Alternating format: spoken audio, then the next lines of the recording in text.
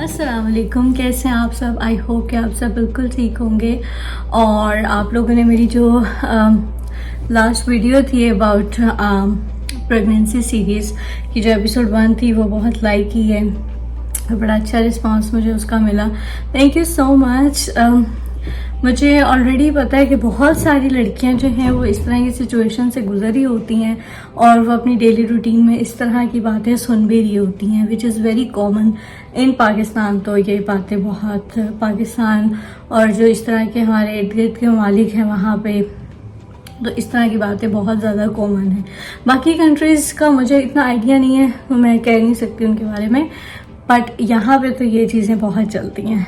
Okay जी, तो आज हम बात करते हैं एपिसोड 2 की, जिसमें मैं आप लोगों के साथ डिस्कस करूँगी कि हाउ टू कंसीव नेचुरली और उसके अंदर क्या क्या चीज़ें हैं, क्या क्या स्टेप हैं जो आपने फॉलो करने हैं, जो कि मैंने भी फॉलो किए हैं और आप भी कर सकते हैं, जो कि आपकी ओवरऑल हेल्थ में भी बहुत ही ज़्यादा आपको हेल्प करेंगे। ठीक है, आपकी हेल्थ को बेहतर करने के लिए भी। ठीक है, और कुछ चीज़ें हैं जो कि आपने फॉलो करनी है, तो उनके साथ हम स्टार्ट करते हैं कि how to conceive naturally. So let's start the video.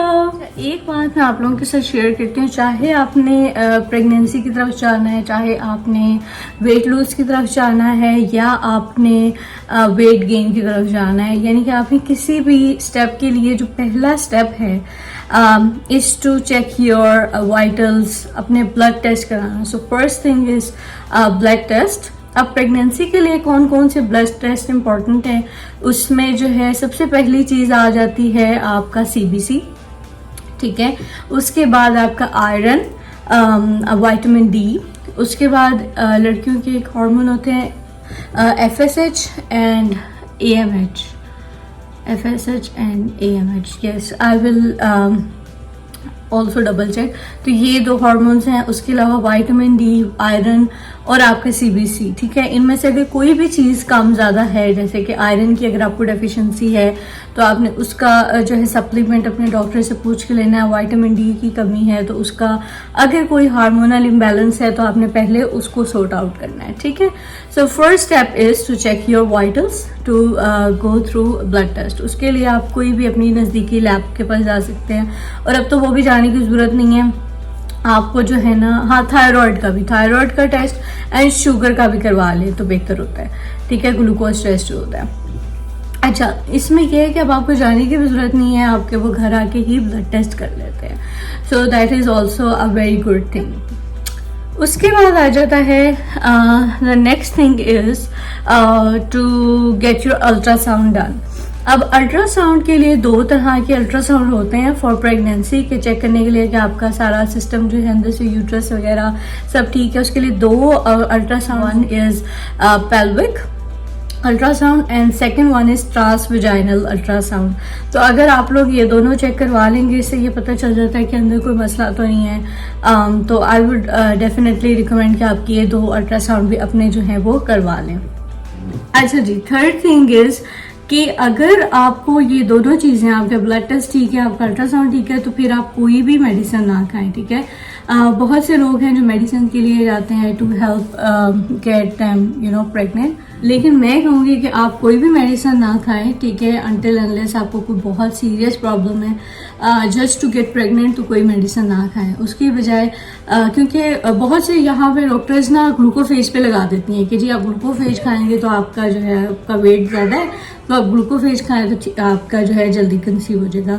तो इन सब मेडिसिन के ना बहुत साइड इफेक्ट होते हैं, तो मैं कोई भी मेडिसिन रिकमेंड नहीं करूँगी। हाँ, नंबर 4 थिंग इज मल्टीविटामिन आप जरूर लें। लाइक विटामिन D का जो है आप supplement twice in a month ले लें। उसके बाद फोलिक एसिड सबसे ज़्यादा इम्पॉर्टेंट, फोलिक एसिड आप ज़रूर लें। कुछ लड़कियां तो शादी से 1 महीना पहले ही शुरू कर देती हैं, तो फोलिक एसिड बहुत अहम है। उसके अलावा कोई भी अच्छा मल्टीविटामिन इज़ वेरी इंपॉर्टेंट है जी। उसके बाद जो एक बहुत इंपॉर्टेंट चीज़ है वो है कि जी आपने अपनी डाइट को बहुत हेल्दी रखना है। ठीक है, सो maintain a healthy and balanced diet. अब उसमें जो है ना 3 चीज़ें, आपका ब्रेकफास्ट, लंच एंड डिनर, इनमें से कोई भी मील जो है वो स्किप नहीं होना चाहिए। उसकी रीज़न ये होती है कि अगर आप उठ के ब्रेकफास्ट नहीं खाते विद इन 30 मिनट्स, तो आपका जो बॉडी का सिस्टम है वो बहुत हद तक जो है ना वो डिस्टर्ब होता है।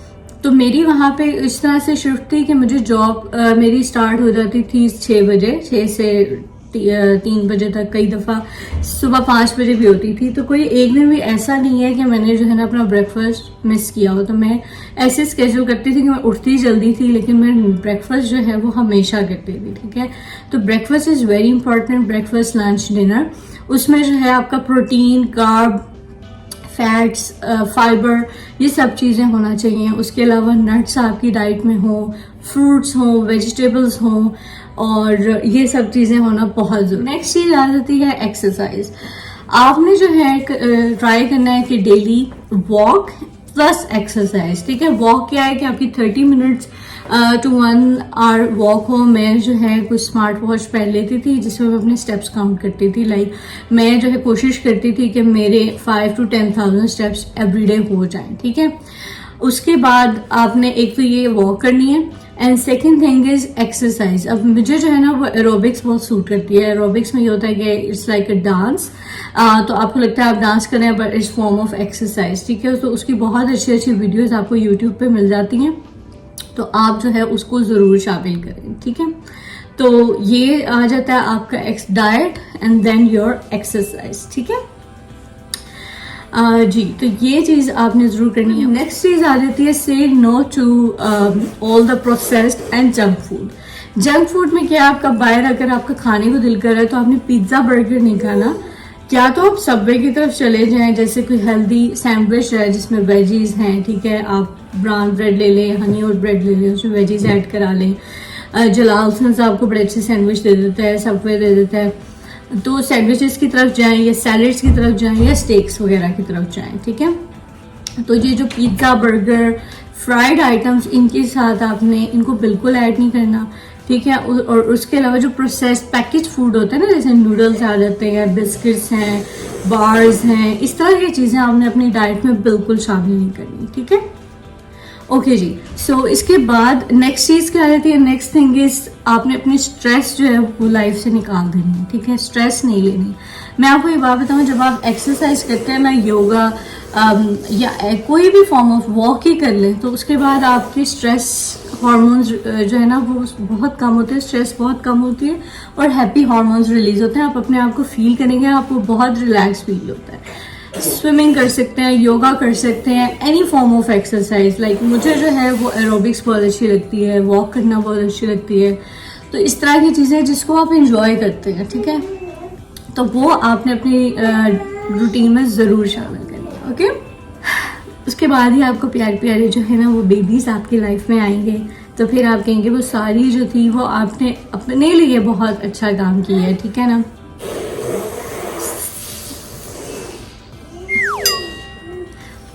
Okay, and next thing is try to stay happy. खुश रहना बहुत ज़रूरी है। नेगेटिव वाइब्स को अपने तरह से दूर रखें। आपको कोई भी चीज़ है जो अफेक्ट करती है तो उसको अपने पास से दूर रखें। जब मैं वहाँ पे ऑस्ट्रेलिया में थी, वो जॉब पे जाती थी, तो वहाँ पे जो मेरे इर्द गिर्द वो मुझसे पूछते थे कि नहीं आप इतना हैप्पी कैसे रह लेती हैं, आपको कोई प्रॉब्लम नहीं। हालांकि ऑब्वियसली उस वक्त काफ़ी सारी प्रॉब्लम्स चल रही थी मेरी लाइफ में, लेकिन मैंने उनसे कहा कि जैसा आप मैनिफेस्ट करते हैं ना वैसा ही आपके साथ होता है। लाइक मैंने एक जगह पढ़ा था कि अगर आप कहें कि आई एम सिक तो आप और बीमार फील करेंगे, रादर देन दैट अगर आप कहें आई एम हीलिंग तो वो जो है ना आप पे एक अच्छा असर डालता है। तो try to stay happy, positive चीज़ें करें, पॉजिटिव बातें करें। अगर आपके इर्द गिर्द ऐसे बंदे हैं ना जो आपको अच्छे नहीं लगते तो उनको देखें ही ना, उनसे दूर रहें, ठीक है। लेकिन उनके बीच में जैसे जल्दी से दो चीज़ें, तो ये कि लिमिट कैफीन है ना 250 mg से ज़्यादा आपने एक दिन में नहीं लेनी। वो कैफीन जो है आपकी टी कॉफ़ी में भी होती है, चॉकलेट्स में होती है, एनर्जी। एंड लास्ट चीज़ ये है कि आपने किसी भी किस्म का अपने ऊपर प्रेशर नहीं लेना कि ओह मैंने प्रेग्नेंट होना है, इतने टाइम के अंदर प्रेग्नेंट होना है। नहीं, अपने आप को काम रखें और बस अल्लाह से दुआ करें, ये चीज़ें करें अपनी लाइफ में, ये चेंजेस लेके आएँ तो देखना इंशाल्लाह बहुत अच्छे रिजल्ट आएंगे। और अगर आपको इसके अलावा भी कोई चीज़ें पता हैं तो मेरे साथ भी ज़रूर शेयर कीजिएगा। आई होप कि ये चीज़ें आपके लिए हेल्पफुल साबित हों, वो तमाम लोग जो कि प्रेग्नेंट होना चाहते हैं। इसके अलावा जो है वो अल्लाह से दुआ करें कि अल्लाह आपको जो है वो नेक और सेहतमंद औलाद अता करे, और आपके इर्द गिर्द भी कोई ऐसे लोग